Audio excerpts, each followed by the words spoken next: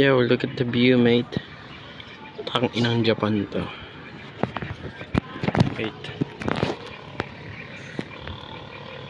Shit.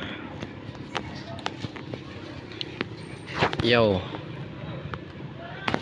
Yo, ito POV ko sa taas, pre.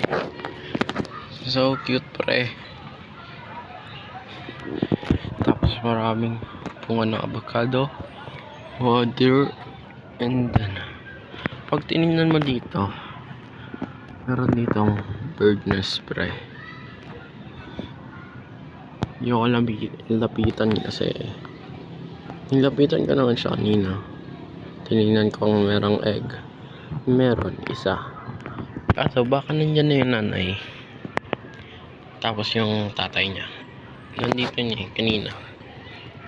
Dito na spot. Diyan sila palagi sa dead tree.